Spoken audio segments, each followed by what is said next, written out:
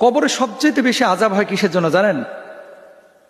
কবরে সবচেয়ে বেশি আযাব হয় হাদিসে যেটা বলা হচ্ছে, রোজা না রাখার কারণে না, মানুষকে গালি দেওয়ার কারণে না, ওই সুদ খাওয়া ঘুষ খাওয়ার জন্য না, এগুলো তো গুনাহ, বড় কবিরা গুনাহ, এগুলোর জন্য আলাদা শাস্তি। কিন্তু কবরের অধিকাংশ আযাব হয় আকসারু আযাবিল কবরি মিনাল বাউলি। আল্লাহর হাবিব সাল্লাল্লাহু আলাইহি সাল্লাম বলছেন, কবরের অধিকাংশ আযাব হয় হচ্ছে পেশাবের কারণে। ওই যে পেশাব করার পরে আপনারা অনেকে টিস্যু পেপার ব্যবহার করেন না, অনেকে তো কুলুপও নেয় না, পানিও দেয় না, ওইভাবেই কিন্তু মাশাআল্লাহ মেশিন নিয়ে দাঁড়ায় যায়, পরে পুরো প্যান্ট ট্যান একেবারে মাখায় যায়। অনেক ভাইয়েরা আছে কিন্তু এমন নাপাক, দিনে 7 বার যদি আপনি পেশাব করেন আর প্রতিবার ওঠার পরে যদি 6-7 ফোঁটা করে আপনার প্যান্টে লাগে, আপনার গা দিয়ে তো ছাগলের পচা গন্ধ বাইর হবে। এরকম অনেক মানুষ কিন্তু আছে। তো বি কেয়ারফুল। কবরের সবচেয়ে বেশি আযাব হয় কিন্তু এই পেশাবের ছিটা প্যান্টে লাগার কারণে। এটা আমরা অনেকে জানি না। সপ্তাহের কোন দিনে মারা গেলে কবর আযাব থেকে বা ফিতনা থেকে মুক্তি পাওয়া যায়, এ ব্যাপারে কোনো হাদিস আছে কিনা? 2 নম্বর, এক্সক্লুসিভ এমন কিছু আমলের কথা বলেন যে আমলগুলো করলে আমি কবর আযাব থেকে মুক্তি পাবো। তাহলে প্রশ্নের পয়েন্ট কিন্তু 2টা।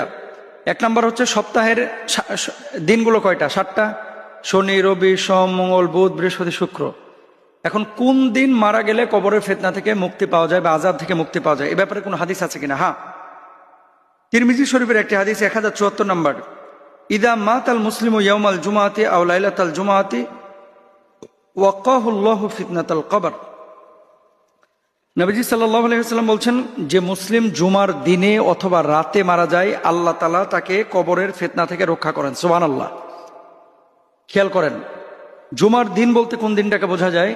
শুক্রবার এ সকাল থেকে সন্ধ্যা পর্যন্ত। জুমার রাত কোন রাত জানেন? এটা বাঙালি অধিকাংশই ভুল জানে।